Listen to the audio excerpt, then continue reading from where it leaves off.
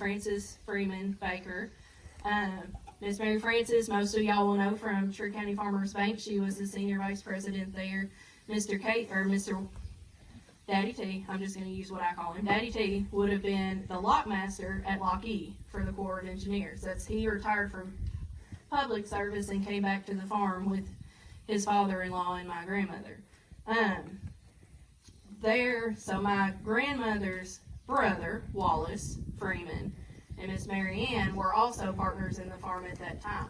My grandparents bought them out of their part in 1983, and then they took over from Mr. Casey in 1985. So, I already talked about this, but they had Hereford cows, they had dairy cows, they had hogs, just about anything you can imagine agriculture related, they had all that at that point. I would be remiss if I did not mention this. So, Daddy T would be the son of Paul and Miss Daisy Baker. Many of you all know my twin aunties, Joe and Joan. That would be their other children, and of course my father.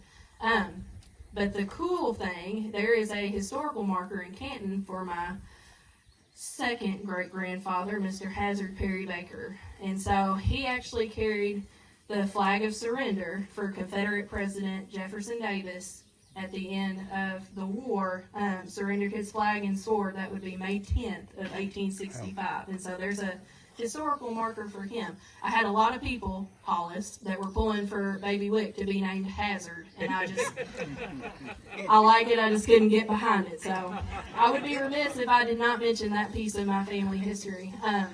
My grandfather, Miss Daddy T's home farm was on Lock E.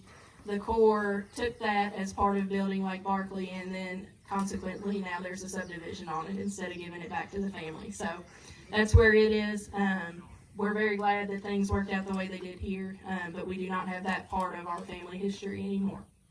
So, moving on to my mom and dad. I told y'all, I took lots of notes, I'm sorry.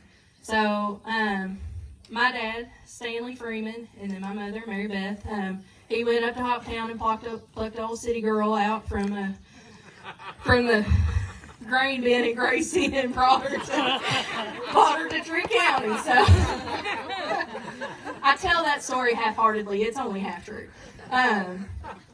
They were married in 86. I was born in 88. I also have a half-sister, Leslie, from my dad's first marriage. Very blessed. My dad and my grandfather, if you got a chance to see them working together, they were always in the truck together. They were always eating together. And they were very lucky because they called each other best friends. And I'm also very blessed because I have that kind of relationship with my family, with my parents. It is hard to work together as family, but when it's easy to disagree but not argue, that's where I think our strength is anyway. So, my grandmother passed in 99, my grandfather in 2000, my mom and dad ran the show.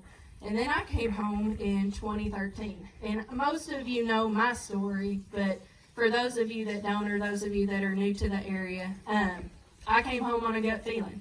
I didn't want anything to do with the farm growing up. I did not do 4-H. I did not do FFA. I didn't care anything about it. I worked on the farm. I helped on the farm, but that was not my life goal, to come back. And I was working at the time for the American Cancer Society. All of us are very familiar with Relay.